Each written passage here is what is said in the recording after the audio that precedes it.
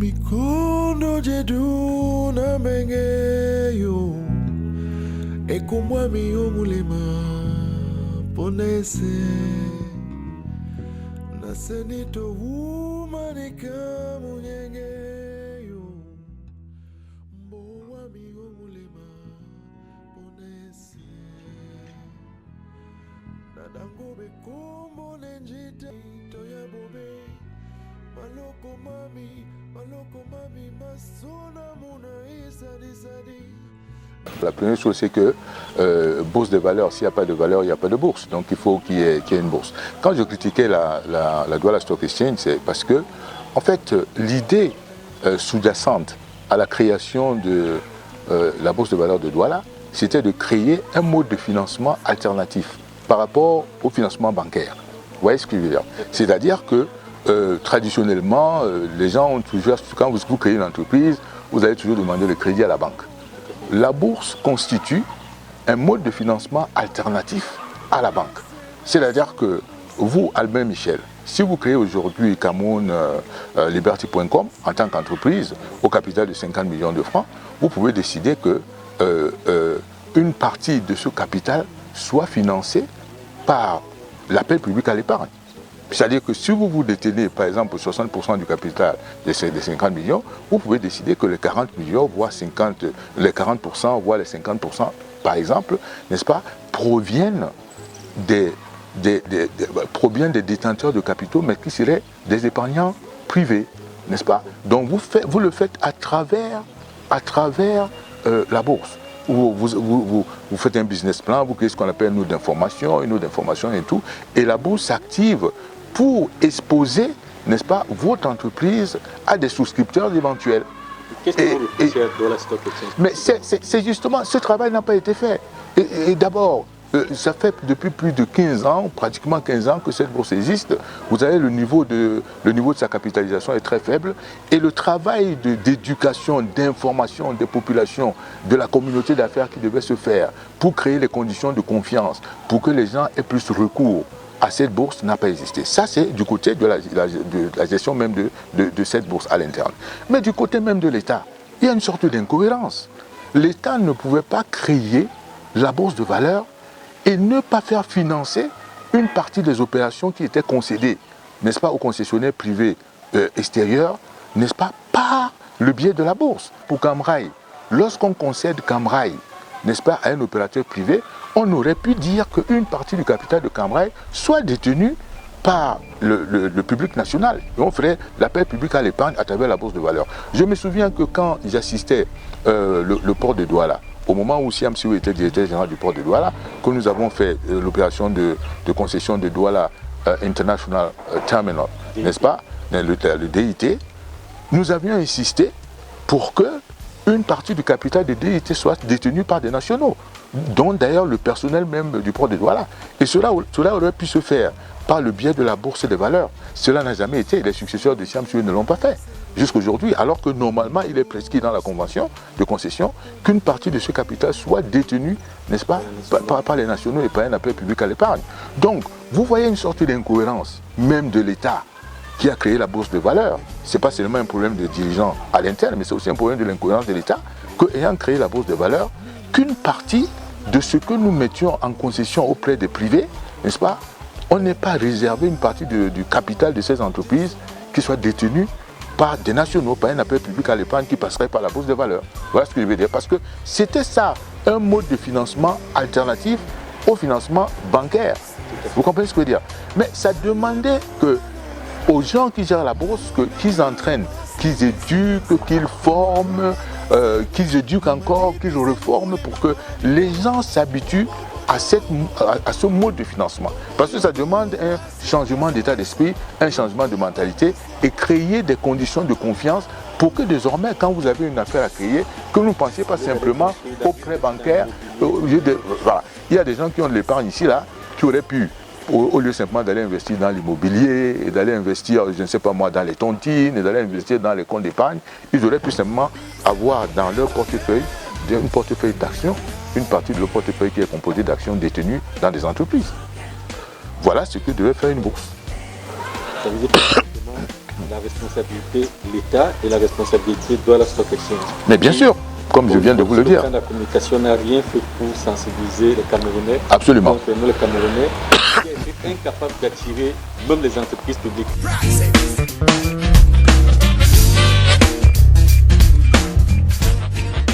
212 courriers au sol. Une centaine de chefs de famille envoient au chômage pendant 3 mois à cause d'une décision du ministre qui suspend l'agence Générale Express. Qu'est-ce que vous en pensez? Qu'est-ce que vous dites de cette décision du ministre? Est-ce qu'elle était opportune? Bah, tout dépend de ce qui fonde la décision. Qu'est-ce qui fonde la décision? Qu'est-ce qui a fondé cette décision? L'accident, eux ils estiment qu'un accident de circulation, que c'était un accident de trop pour Général Voyage. Puisque 1 mois auparavant, il y avait un accident à l'ouest qui a causé, je crois, 5 ou 6 morts. Mais enfin, je veux dire que il faut voir, identifier les défaillances. Est-ce que ce sont les défaillances de chauffeurs, auquel cas on parlerait d'erreurs humaines? Ou est-ce que ce sont les défaillances d'infrastructure ou les défaillances de régulation? Vous comprenez ce que je veux dire? Parce que je vous fais remarquer, par exemple, on ne le dit pas assez souvent, dans le cas de la catastrophe ferroviaire de Sega, n'est-ce pas? Vous avez une série d'intervenants. Vous avez les défaillances institutionnelles de l'État, on ne le dit pas, et vous avez les défaillances de l'opérateur, en second lieu. Mais la défaillance fondamentale est celle de l'État. Nous sommes des responsables et il faut savoir ce qu'on fait. L'État est le garant ultime de la sécurité des services publics concédés. Que ce soit des services publics concédés tels que l'activité ferroviaire, l'activité aérienne, l'activité de transport terrestre, l'État en est le garant ultime de la sécurité. Je vous rappelle qu'il s'agit d'une convention de concession entre l'autorité concédante, qui est l'État, et l'entreprise concessionnaire de l'autre côté. Ce faisant, la convention de concession n'implique pas la démission de l'État. L'État n'a pas démissionné. Au contraire, vous avez même assorti à cette convention, n'est-ce pas, un cahier de charges qui doit être respecté par les opérateurs. Mais en ce qui concerne la sécurité, l'État reste le garant ultime de la sécurité des services publics concédés. C'est la mission régalienne de l'État, c'est une des missions régaliennes de l'État d'assurer, n'est-ce pas, la sécurité des populations. Vous comprenez ce que je veux dire? Mais je vais d'ailleurs vous dire, au-delà des activités concédées, c'est une des missions régaliennes de l'État de protéger les citoyens, d'assurer l'intégrité du territoire et de protéger les citoyens. C'est la mission essentielle, la toute première. Vous comprenez? Le Coca-Cola que vous buvez, le Castel, la bière que vous buvez, qu'elle soit de Guinness, qu'elle soit des brasseries du Cameroun, mais tout ça là, quand c'est mis en marché, ça doit être mis en marché avec l'estampille de l'État. C'est pour ça que vous avez des organisations comme le Food and Drug Administration aux États-Unis et d'autres organisations de contrôle de consommation alimentaire et des médicaments en Europe qui mettent d'abord leur estampille sur tout ce qui va être consommé comme médicament ou comme aliment par les populations. Et si il n'y a pas cette estampille, la société qui met ça en marche est illégale. Et vous avez, cela se fait aux États-Unis, cela se fait au Japon, cela se fait partout où vous avez où on doit protéger, n'est-ce pas, les populations, parce que ça c'est la mission régalienne. Et l'État crée, disons, autour de ça généralement, des agences de régulation qui ont pour mission, n'est-ce pas, de s'assurer de l'application des normes qui sont édictées par ces agences, qui sont des agences publiques, n'est-ce pas, de s'assurer de l'application de ces normes. Et ces normes concernent quoi?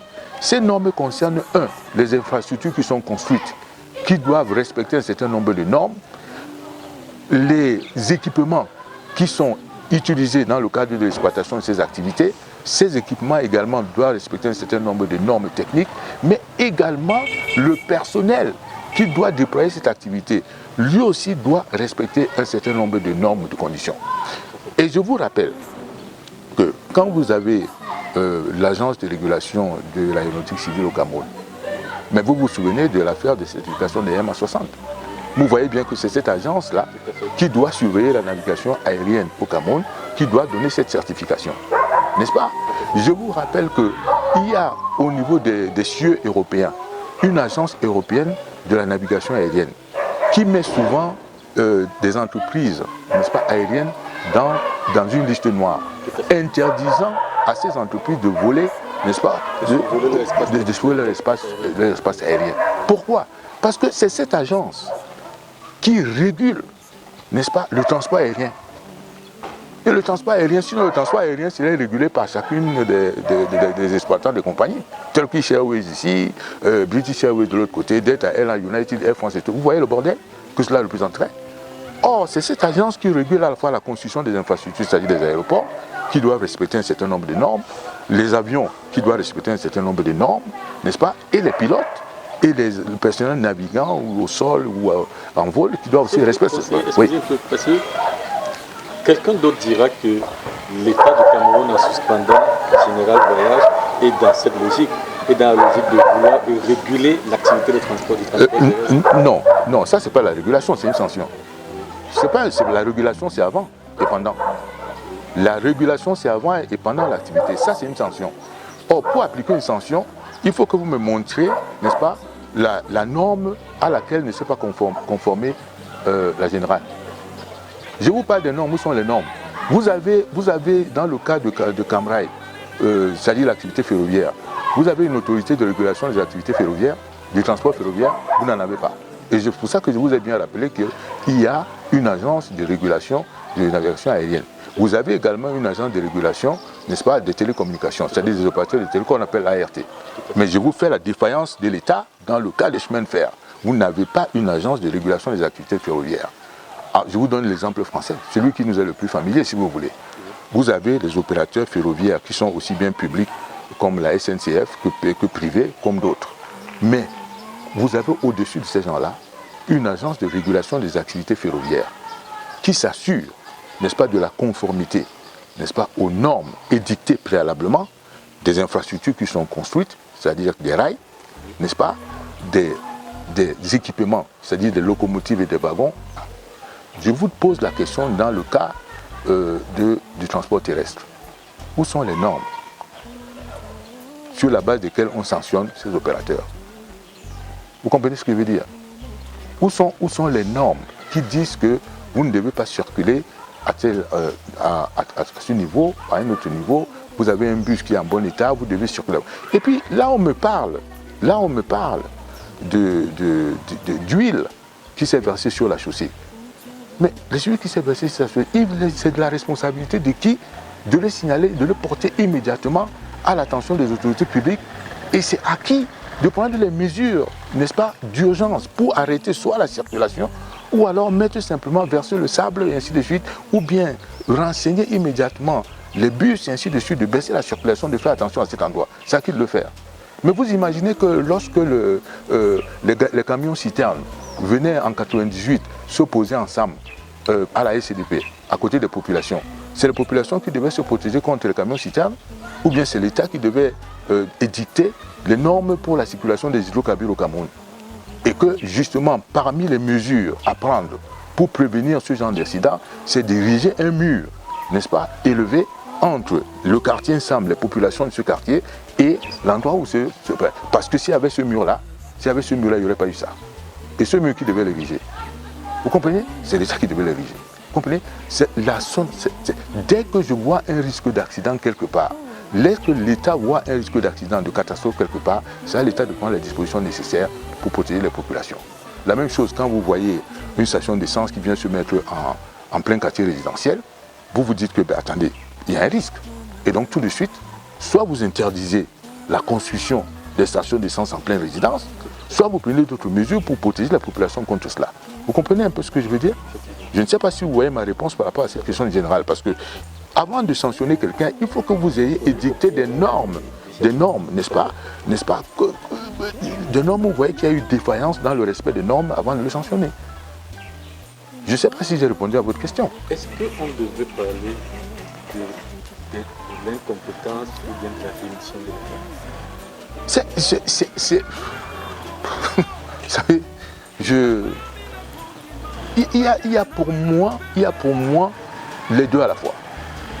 Il y a pour moi les deux à la fois. Parce que c'est quelque chose que j'observe, pas simplement. J'observe des cas de défaillance qui relèvent d'une certaine démission dans beaucoup de choses. J'observe ça souvent dans plusieurs secteurs au Cameroun. J'observe dans plusieurs secteurs au Cameroun. C'est pas simplement là où on est aujourd'hui dans le transport terrestre.